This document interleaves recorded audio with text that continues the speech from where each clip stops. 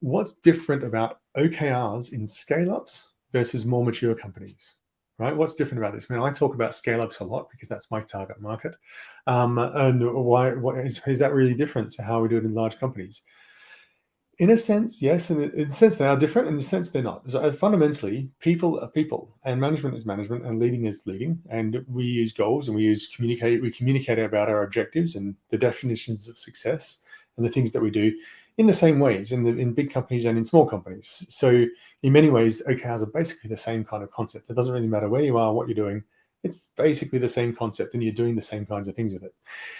You may end up setting different goals, but you'll set different goals and different objectives and different key results in different companies because you have different strategies. And so some of those strategies are commonly different among scale-ups compared to more mature companies. As scale-ups, you're more likely to be focused on significant growth, massive growth, whereas more mature companies, there's a lot more optimization going on. But that's kind of a strategy question as opposed to an OKR question. The thing that is different for me, the thing that the reason I talk about scale-ups specifically, is partially because I come from that background of big tech, like the end of the road for scales, like when you get to scale, and also from working with scale-ups and with early stage startups.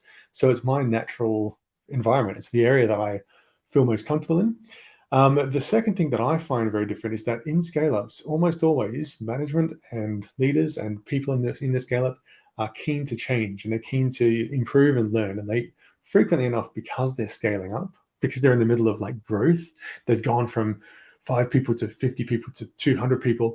And at that point in time, they have these big pains because the methods of management that worked for early stage don't work when you get to 500 or 200, even 50 people. It becomes a bit complicated and a bit different. So then they're looking for a change. And so frequently enough, my experience is that the reason I focus on scale-ups is because the managers there are really keen for change and keen to learn and do new things. Whereas in more mature companies, sometimes they are and sometimes they're not. And you can't tell from the outside. It's very hard to tell whether they're going to be receptive and want to change things and want to do things new in a new way, or if they have the ambition, or if they just said, we'd like to be more like Google, and we've heard that OKRs are kind of what Google does, so we should do that. And that's not a great motivation for change, and it doesn't tend to last. And it doesn't tend to drive the real changes in behavior they need to have, which are not about setting goals in a particular way. It's all about how you lead and how you communicate.